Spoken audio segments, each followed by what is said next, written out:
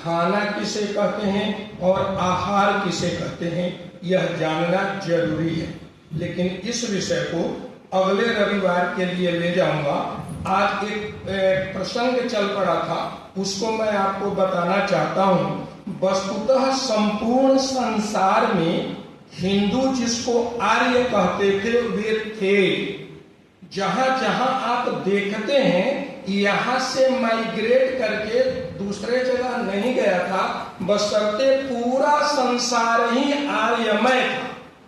अब ये अलग बात है कि जब ईसाईयत और इस्लाम बढ़ा तो जहां जहां गया है वहां वहां उसने अपनी छापों को छोड़ा है। जो ज्यादा कट्टर थे उन लोगों ने, जैसे इंडोनेशिया के लोग ज्यादा कट्टर थे, इसलिए हनुमान जी को पकड़ लिया।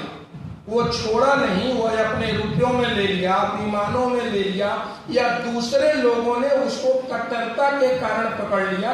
क्योंकि हिंदू जो जिसको हम आर्य कहते हैं वे अपने विचारों में बड़ा कट्टर होता है, वो छोड़ता नहीं है। आप भारत की बात करिए, यहाँ पर ईसाईयत आई, यहाँ पर इस्लाम आया, लेकिन याद रखकर चलिएगा वेद फिर भी है, उसको मिटाया नहीं जा सका। तो जहां कट्टरता है वहां कहीं ना कहीं कुछ अच्छाई की कट्टरता है तो अच्छाई बढ़ जाएगी।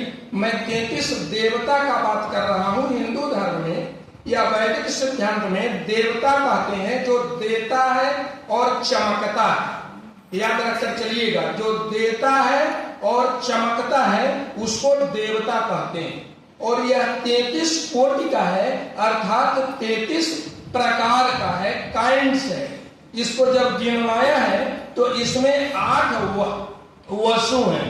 लिख लीजिए, 8 वसु है। याद रख लीजिए, वसु उसको कहते हैं जिस पर लोग बसते हैं या जो बसाने का काम करता है। जिस पर बसते हैं और जो बसाने का काम करता है वो 8 वसु कहलाता है, जिसमें अग्नि है, वायु है, पृथ्वी है, अंतरिक्ष है, आदित्य है, द्यौ है, चंद्रमा है और नक्षत्र है। मैं इसको आर्य समाज वाले ग्रुप में डाल दूंगा, वहां से आप ठीक से लिख लीजिएगा।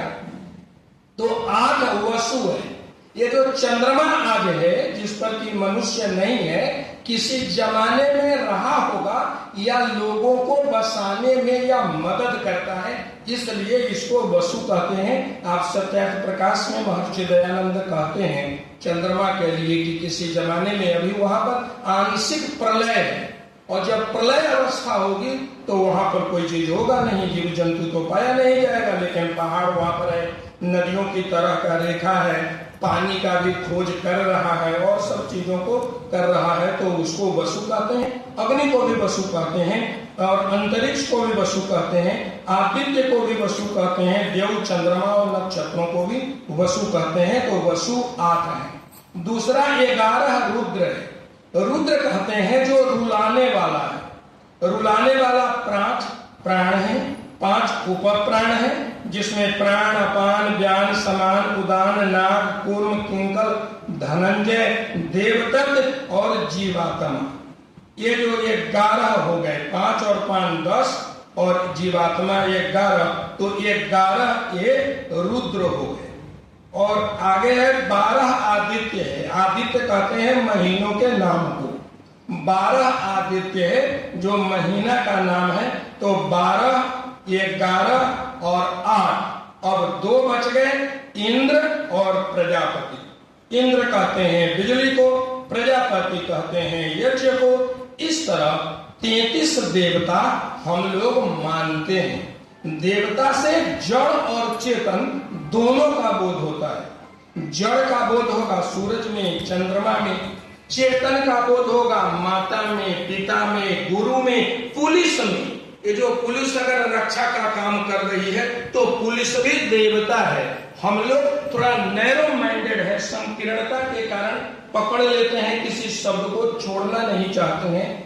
विराट अर्थों में अगर लीजिएगा तो आपका प्रोफेसर, आपका एक वैश्य वर्ग है, यह भी देवता है जो आपका पालन पोषण कर रहा है, जिसको हम वैश्य कहते हैं। वस्तुतः यह देवता है आधुनिक जो पालन पोषण का काम कर रहा है। तो इन अर्थों में हम देवता को समझें। एक चीज कहता हुआ मैं विराम दे रहा हूं, अपने इतिहासों का जो विचार है उसमें सुधार करना चाहिए। सारा संसार आर्यमय था। भारत से जहां जहां आक्रांता गए, इस्लाम जहां भी गया, जहां भी ईसाइयत गई, अपने विचारधारा का प्रचार प्रसार कर दी। जो पहले वहां था उसको डोमिनेट नहीं कर पाया हुआ, उसको दबा दी। लेकिन जो कट्टरपंथी थे कुछ वैदिक विचारधाराओं को बचा लिया। जैसे कि आप अभी भी देख सकते हैं इंडोनेशिया में, चीन में, लंका में, जहां जहां वैदिक विचारधाराएं आप पाते हैं वो सब वहां के लोगों की खूबी है जो बचा करके रखे हुए हैं। आपका समय हो गया है तो दूसरे दिन ये